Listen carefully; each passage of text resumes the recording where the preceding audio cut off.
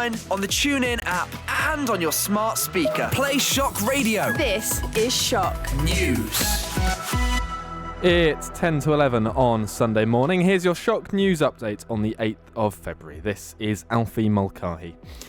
Allies of the Prime Minister want Lord Mandelson to give back the payoff he received when he was sacked as US Ambassador. The peer was dismissed over his relationship with paedophile Jeffrey Epstein. But anger has grown since it recently emerged that years ago, Mr. Mandelson allegedly shared sensitive information with the financier. The Foreign Office says a review has been launched in light of further information.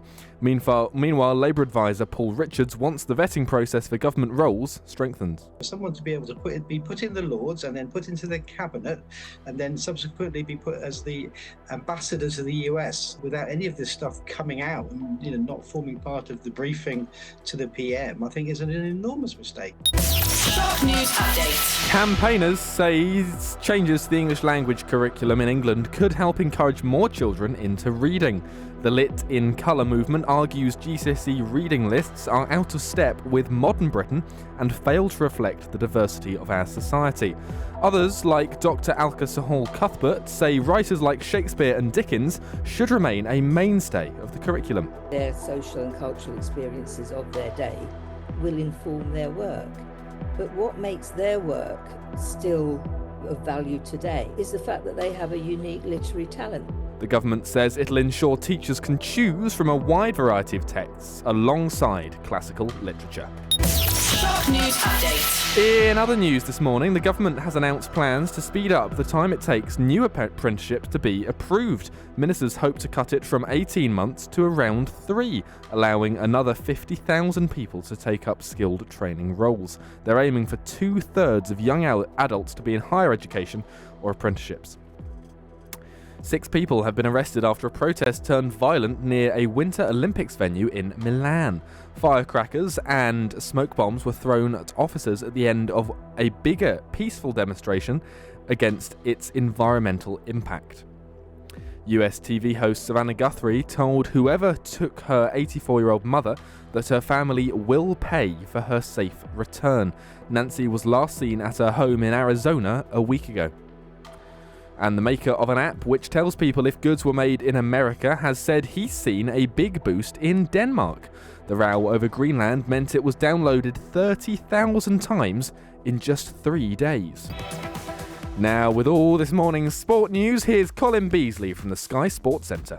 England Rugby Union head coach Steve Borthwick says they can be better at converting their chances. That's despite a convincing 48-7 win over Wales to start their Six Nations campaign. Henry Arundel scored 3 of their 7 tries at Twickenham. Borthwick says the wing has worked hard to make his first international start in more than 2 years. We all know Henry is a player who has incredible ability with running with the ball, and his ability to find the try line is excellent. What I've been really impressed by is, over the last number of months, his attitude to go and improve other aspects of his game. England go to Scotland on Saturday, who went down 18-15 to Italy in Rome. Elsewhere, Arsenal have put more pressure on Manchester City in the Premier League title race with a 3-0 win at home to Sunderland. Second place City can cut the gap back to 6 points with victory at Liverpool this afternoon. Aston Villa missed the chance to become the leaders' nearest challengers as they were held 1-1 at Bournemouth. Manchester United sit 4th after continuing their winning start under Michael Carrick with a 2-0 triumph over 10-man Tottenham at Old Trafford. Chelsea showed they're in the race for a top 4 finish, beating bottom side Wolves 3-1 at Molineux. Celtic are in this evening's Scottish Cup quarter-final draw, but needed extra time to win 2-1 at home to Dundee. This afternoon, Old Firm rivals Rangers play Queen's Park at Ibrox before Falkirk go to Stenhousemuir in another 5th-round tie. Team GB's mixed curlers have qualified for the semi-finals at the Winter Olympics after maintaining their 100% record at the Games. Jen Dodds and Bruce Mowat swept aside heavyweights Canada and the United States to make it 7 wins from 7. Emma Raducanu missed out on her first tennis title since the US Open in 2021 after losing in straight sets to Sorana Cîrstea in the final of the Transylvania Open. But Katie Boulter is back in the world's top 100 after beating Germany's Tamara Korpach in 3 sets to clinch the Ostrava Open in the Czech Republic. And England's cricketers start their T20 World Cup campaign against Nepal this morning in Mumbai. Harry Brook's team are fresh from a 3-0 series whitewash of Sri Lanka and the shortest format of the game. Thank you, Colin. Sticking with sport just for a moment, and Bad Bunny's showbiz friends and those back home in Puerto Rico say they're excited to watch him pull off something spectacular at the NFL Super Bowl later tonight. He's making history in California as the first artist to perform the halftime show entirely in Spanish. Hundreds of fans have also joined a Bad Bunny lookalike competition at a street party in San Francisco. Oscar nominee, actor and singer Teyana Taylor is excited. It makes me wish that I knew how to speak Spanish because I want to sing it. But the way I be dancing to it, I am a fan. My makeup artist is an even bigger fan. On the pitch tonight are the New England Patriots, and they're taking on the Seattle Seahawks. Shock News Update. Let's take a look at the Sunday morning newspapers then. And Peter Mandelson's severance pay, worth tens of thousands after his dismissal as US ambassador, is leading the front of the Sunday Times. Meanwhile, The Telegraph is reporting that David Lammy said Peter Mandelson should never have been appointed as US ambassador. The Mail on Sunday also has the latest on the fallout from the Epstein files. Trouble in Downing Street leads on the front of today's Observer, with reports that Sir Keir Starmer has been told to replace his number 10 team. Former Labour Minister David Blunkett has used the Sunday Mirror this morning to tell the Prime Minister that he needs to get his act together. Other stories making the front pages, and reports that the Red Arrows may use foreign-built jets for the first time leads for the Sunday Express.